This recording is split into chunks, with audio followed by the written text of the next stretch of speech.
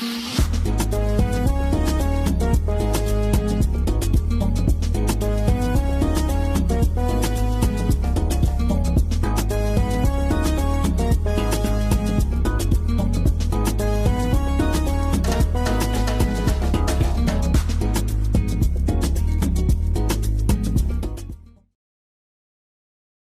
edition of What's Your Take? Happy Workers' Day to everyone today. We're very proud of our Nigerian workers and all they do in terms of sacrifice and labor to give us the Nigeria of our dreams. So we're honoring all of them today. All right, you might notice a little bit of difference in the set today. We're actually broadcasting from Abuja, the Federal Capital Territory today. Reason is, as you know, the current administration will be going out of office exactly 29 days from today. And so there are quite a lot of activities for the going away or sending off of the current administration. One of such activities is the public presentation of a book written in honor of the outgoing Vice President of the Federal Republic of Nigeria, Professor Yemi Osinbajo. And your favorite television program, What's Your Take, is live here in Abuja to cover that event, which will be taking place today, this evening. All right, so we have in the studio with us today, because of course I'm in Abuja, and you might even notice I'm dressed a little bit differently from what you're used to seeing. Reason is, if you wear a suit and tie in the FCT, you'll be taken for a common bank clerk. The outfit of choice here is the Babariga. That's what lets people know you're a quote-unquote big man. So of course I had to join the Joneses and go with the flow and dress like they dress in Abuja so that I don't get mistaken for a common bank clerk.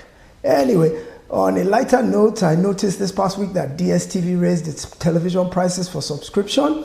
And of course there's a big outcry about that. My view, my take on that is that DSTV is not a charity. It's a for-profit business, and there is no constitutional right for anybody to have to subscribe to their services. So the bottom line is, if you think their prices are exorbitant and you don't like it, then go to a competitor. DSTV owes you no obligation whatsoever to price affordably. What we should do is intensify lobbying the government to make it easier for other competitors to come in, and competition will drive prices down like it did with the telecoms industry. So that is the way to go, not by complaining and carping about DSTV raising their prices. They have the right to do that. They're a private, for-profit business, not a charity. So let's move on. Those who don't like it, cancel your DSTV subscriptions and go and watch Netflix on your phone. All right. This is a season of postponements. We've postponed the census. We've postponed fuel subsidy removal. So let's see how things go in the coming days. Season of postponements. All right. So let's get into the meat of the matter today. Joining me from the studio in Lagos, of course, is our newscaster, Yetunde Afolabi. And we have an anchor, a co-anchor or an anchor who will be joining me to run this show from today on. She's in the Lagos studio today. Her name is Monisola Abosede. Monisola, welcome to What's Your Take? We're happy to have you on this team, and we look forward to doing big and great things in collaboration with you. Welcome. Thank you so much, Mr. Dayo. It's a great delight to be a part of the team. I look forward to working with everyone to produce and present great episodes for viewers of the show. Thank you. Excellent, wonderful. So let's see what we have for our viewers today. Why don't you and Yetunde go ahead and start? So you can lead into Yetunde to give us the first story today. I'll be playing the role of the guest analyst, which of course our viewers are not. They're used to seeing me on the other side of the camera being the host. But today I'll be the guest analyst giving my take on the big news stories. So over to you, Monisola. All right, sir. I'm Yetunde. How are you doing today? I'm good, thank you. I'm very well. How are you doing? Very well too, thank you. Over to you. What news do you have for us? Okay. President Buhari suspends fuel subsidy removal till after May 29. The government of President Muhammadu Buhari has strategically shifted the burden attached to fuel subsidy removal to the next administration by suspending the removal previously planned for the month of May 2023, citing current economic challenges across the country.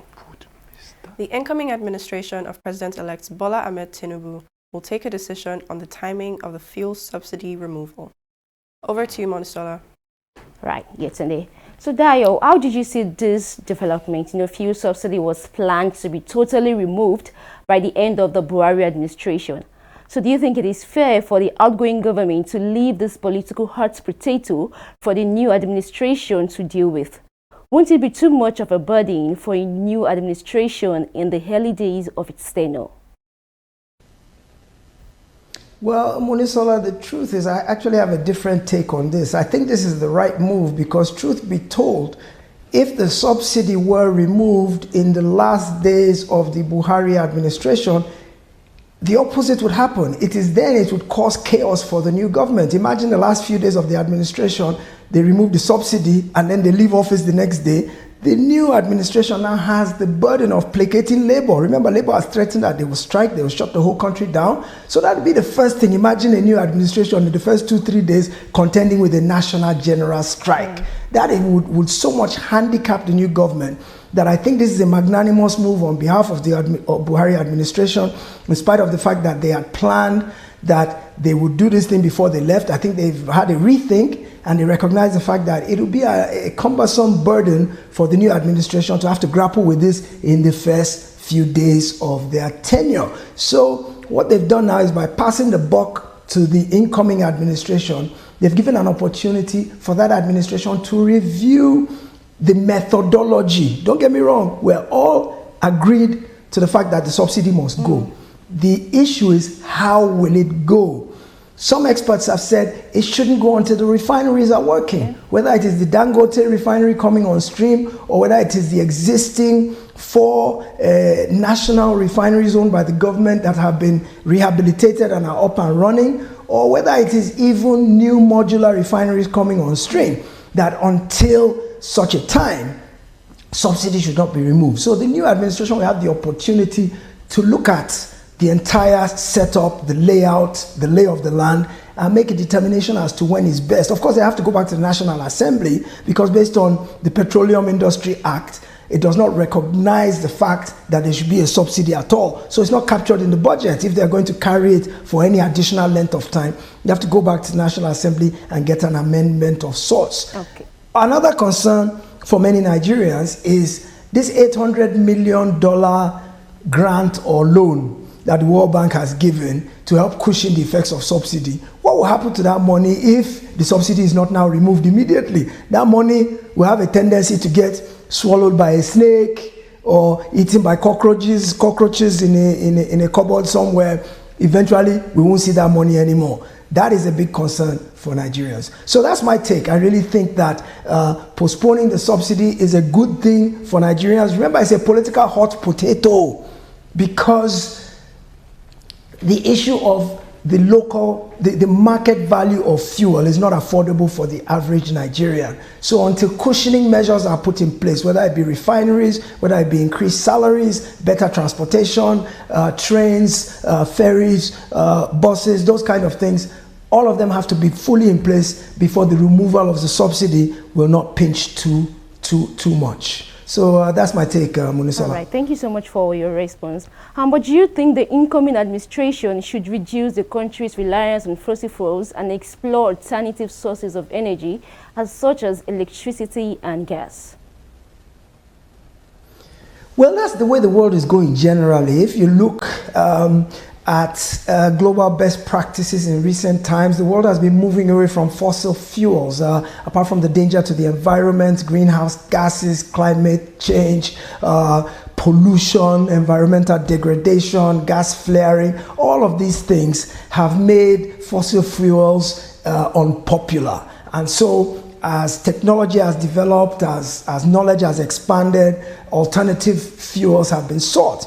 In advanced economies, for example, there's a lot more electric vehicles, there's gas-powered vehicles, even solar is now being used to generate electricity. So people are finding ways, they are innovating ways, creative means through technology and science to generate power in a way that is not harmful to the environment, in a way that is renewable, in a way that is inexpensive, in a way that is efficient. So this reliance on oil coming out of the ground to give us the power we need to move our vehicles, to supply us electricity, to do all kinds of other things. It's an old-fashioned model. It's an obsolete model, and so we need to move away from reliance on that. Okay, and I think the incoming administration would do well to look at alternative means of fuel. Thank you so much for your response. And now we're going back to Yetunde.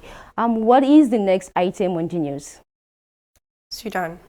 Dangote steps in, partners federal government, air peace on resettling evacuated Nigerians. The Board of Trustees of the Aliko Dangote Foundation has resolved to be fully involved in the evacuation and resettling of thousands of Nigerians that are stranded in Sudan. The foundation said it will collaborate with the federal government and air peace in ensuring seamless transportation of the stranded Nigerians and, more importantly, provide logistics and succor to the evacuees to make them settle more comfortably when they return to Nigeria. Over to you, Monisola. Right.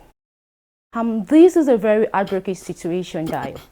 We have seen Nigerians living on the streets of Sudan, stranded at the borders of Egypt and Ethiopia, who won't let them in, stranded in the desert when bus drivers refused to go any further unless they were paid. There is even word of a threat of attack on the staff of the Nigerian embassy in Sudan, and there are families leading the ambassador to cry out that the embassy was not in charge of the evacuation effort, that it is the responsibility of the National Emergency Management Agency, NEMA. Now, what do you think about this? Well, this is typical of the way we do things in Nigeria, very inefficient. It's not rocket science to get your people, to aggregate them somewhere and to move them out of a troubled situation. It is really, as you correctly said, Monisola, it's heartbreaking to see video of poor Nigerians in the streets, hungry, no shelter, no change of clothes, nowhere to bath. They are exposed to the danger of bombing. All kinds of things are happening. They're exposed to the elements, the weather, dangerous animals, even dangerous warmongers. And it's really sad to see this happening to our people. For me, the lesson in it, because I remember not too long ago, we had the same situation in Ukraine, where the Russia-Ukraine war, we saw Nigerians trying to get out and being stuck as well. Now here we are a few months later, same thing happening in Sudan. So what is it about us that makes our own evacuation so difficult when other countries are able to do it seamlessly? At the end of the day, it just doesn't tell well on our country, on our people. And I also look at it from the standpoint that people are so desperate to get out, but when conflagration and pogroms occur in these places, they can't wait to come back to our own country. So why are we even going anywhere in the first place? Why don't we stay and improve our own country and develop our country? Because at the end of the day, that's where we're all going to come back to when there's strife or trouble in other places, as we can see with all Nigerians now. But I call on the federal government to intensify efforts. It's a shame that bus drivers will be stopping in the desert and saying they're not going any further because they haven't been paid. It's a shame that they will have to collect the passports of Nigerians and say, we will not give you these passports back until we get to the destination and your government pays us. Meanwhile, the authorities, Nigerian authorities in Sudan are saying the 1.2 million that was earmarked to move our people has been expended.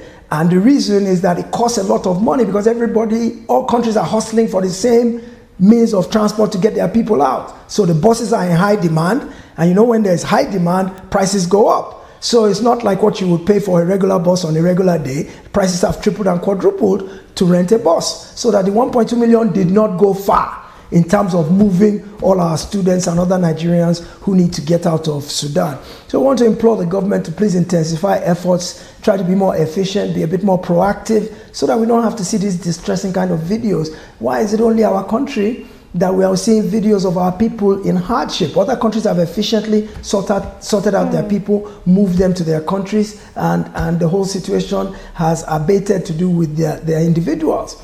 But the sense is that the Nigerian government does not care too much about its people, and we have a lackadaisical approach towards assisting our people in trouble in different parts of the world. That's not right, because it's a two-way street. You want Nigerians to be patriotic to the flag, patriotic to the country, patriotic to the constitution.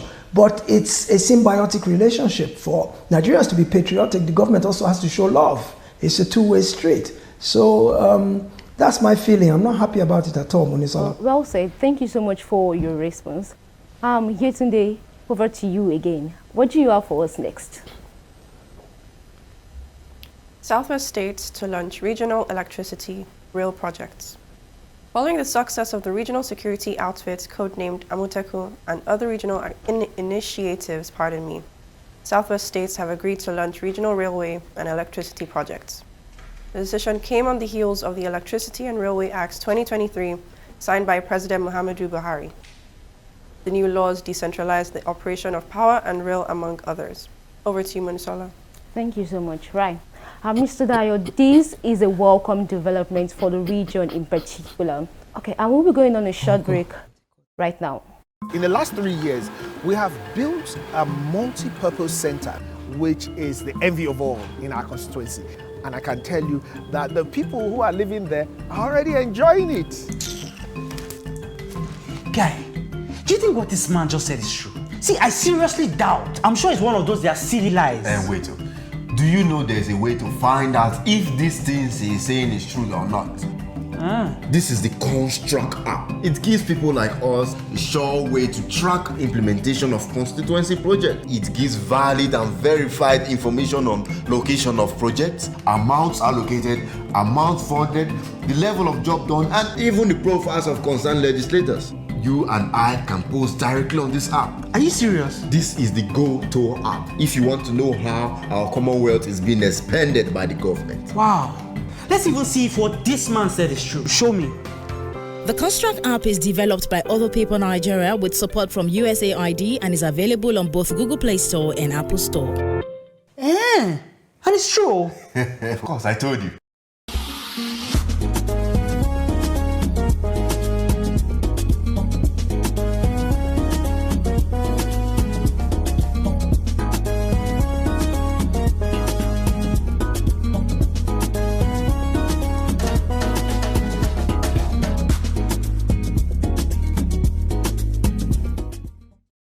Welcome back to the show, guys. We're heading back to Abuja, where we'll be talking to our guest for the show. Still on the topic we'll be talking about, Dayo, this is a welcome development for the region in particular and the nation in general. You know, the Southwest has always been a pace setter when it comes to development, but two of the states are currently governed by the opposition. Do you believe partisan considerations can be put aside for the overall good of the region? Yes, Munisola, I actually think so, and we've seen many examples of it before where partisan considerations, the party I belong to, has been put on the back shelf for collective good. We saw it when all the governors came together and agreed that the presidency should be zoned to the south. That was done by both PDP and APC governors, even though it didn't work out in the end, but they had an agreement irrespective of party. It wasn't just an APC decision alone. So the governors have shown the capacity to be able to come together and cooperate. Also look in the Southwest, for example, look at Amoteku. That was a regional initiative that's been very, very successful, and it involved all the 5 southwestern states. So I don't for a minute doubt that they can collaborate on regional development, which of course works out a whole lot better because they're not hamstrung by considerations of Abuja, they're not hamstrung by considerations of equity with all the other regions, the north, the country must all develop at the same rate together. No, you develop at your own pace, and if the Southwest region is capable of developing faster than other regions, I don't think it should be held back simply because of federal character or constitutional requirements, as Abuja has always dictated. So by moving electricity and railway out of the exclusive list to the concurrent list, which gives the states the power to initiate these infrastructural benefits for the people of the region, I think it's a wonderful development. I also think it puts our governors on notice because, truth be told, the governors have not really been doing much, even though we focus on the presidency a whole lot, but the governors have greater responsibility as they are closer to the people than the federal government. But the governors all along, they beat their chest about building a couple of roads and internal bridges. As far as I'm concerned, really, those are things local government should take up. There's nothing that you should be proud of as a governor for having built a few roads here and there and 1 or 2 internal bridges. I look at state governments to do big picture things like attracting investment to their state, whereby multinational corporations and overseas corporations will come and establish industries in their states and employ people. Employment is still the #1 thing so that people can be self-sustaining. So I think governors should do things like that, like generate electricity, like build water works, like, of course, build transportation networks, train lines like you see Lagos is doing, ferries, public bus systems, things that make life easier for the people. But governors have been so reliant on Abuja, they just wait for Abuja to say and do everything for them. So they tidy up themselves and feel good about having done a few petty things, build a school or 2, a hospital or 2. No vision, no big term thinking, no large thinking about how to raise the lot of the people of their state. Okay. So I think that this is a very good development. I think it puts the governors on their toes, because all of a sudden now, if they don't perform, they now have all the tools they require to be able to give a better life to their people. Many of them will say, but where do we get the money? There are PPP models all over the place, public-private participation models, whereby private money will come in and provide the money to do these things because they are profit-oriented. I don't believe government should be in business anyway, so they go into partnership with technical partners who can run these things for them, and they share the profits. So it is a very good development, and I believe the current crop of governors we have, for them to have even had the wherewithal, the initiative to be able to sit down and come to terms and an understanding, not just on this, but as I mentioned earlier, Amotekun and other things. It means the governors we have in the Southwest now are forward-thinking, they are broad-minded, they are exposed to international best practices, and they are bringing those to bear on their states and their people. So kudos should go to President Buhari for signing the constitutional amendment that took electricity, railway, prisons, and I think autonomy of the judiciary. Thank you so much for your response.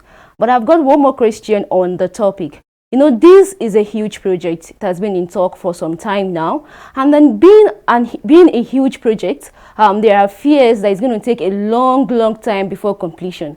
What do you have to say about this?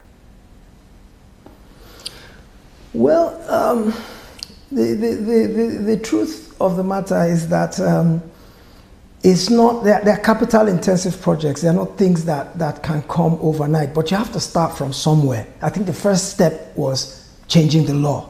And once the law has been changed, the next step was getting the agreement, because for each individual state to do it on their own, it will be prohibitively expensive and time consuming. But for them to come in as 5 states together to do it regionally, then there are economies of scale. That means that for each individual participant, the cost will be less, and then the time to roll out will be shorter because they're doing it on a larger scale. So I don't think we should be naysaying and saying, where will they get the money? How long will it take? Can they start immediately? How long? We'll all probably be gray-haired and toothless by the time it comes. No, the journey of 1,000 miles begins with 1 step. They've taken a good first step. We should encourage them. Whether it takes 5 years, 10 years, 20 years, what we should be pushing for is transparency and accountability to make sure that any monies that are allocated to this serve the right purpose, that none of it is going into private pockets. And of course, I mentioned PPP models because there's private participation, and those private people are set up in a for-profit way. They are regularly audited, they constantly have corporate governance, and things are see to it that the monies they put in projects are spent properly for those purposes. So I think it's doable. I think we should give the regional governments a chance. And what I would really say is I hope other regions will take a leaf out of what the Southwest governors have done and begin to emulate this so that the whole country will begin to enjoy development. The point is we tried to develop 36 states individually, well, collectively as one. All with right, the same thank you so much for your response. So we are fast running out of time. So what's your last story for today, Litunde? Sanwo-Olu announces arrival of first batch of electric buses in the Lagos Mass Transit Master Plan as part of an increased effort to modernize every sector of Lagos, adding that Lagosians can expect a cleaner and greener public transportation system. The governor said the new electric buses will not only reduce carbon emissions, but will also increase efficiency. This means that Lagosians can say goodbye to high fuel costs and hello to cost-efficient transportation. All yours, Monisola. Thank you very much. So very briefly, Mr. Dayo, the governor is beating his chest that these electrical buses are a game changer for transportation in Lagos. He claims that the ability of the buses to travel 280 kilometers at full charge guarantees that they will not run out of power in transit, in as much as the existing BRT buses have an average daily usage of 200 kilometers. Wow. It's a good development, but I worry about electricity. Are we ready for electric vehicles yet when our power is still not adequate? Where are the charging points? Okay, so you say it can go 200 kilometers, but what happens if it's in traffic for several hours and the battery is running? I worry about that. So we need to build charging points for where the buses can be recharged in case they run low on power due to unforeseen circumstances. We don't want our people stranded on the roads. I think before you begin to bring the infrastructure, before you begin to bring the inventory, the infrastructure should be robust. The backbone should be robust. Let's not put the cart before the horse. Let's improve the power generation before we begin to bring things like electric buses. But it's a good development. At least it'll clean our air a little bit better. But I also worry about maintenance. Yes, electric buses don't need as much maintenance as combustion engine buses, but they still need some measure of maintenance, and our maintenance culture is very, very poor. If you even look at the BRT buses on the road now that were introduced about 10 years ago, most of them are run down and beaten up already. So what will be the fate of these electric buses? Let's hope that the government has a maintenance program in place already, and also is thinking about how to make sure that there's uninterrupted power supply to keep the buses running. It's a very welcome development, Munisola. Yes. Okay, thank you so much for your response, Mr. Dayo, very insightful. And that is the much we can take today on What's Your Take. I have been discussing with Dayo Akitobi, our host, who has been our guest analyst today from Abuja, where he's attending and covering the public presentation of a book written in honor of the outgoing Vice President of the Federal Republic of Nigeria, Vice President Yemi Oshibanjo. It has been an engaging time, Dayo. Thank you so much. You should consider being an out guest analyst more often.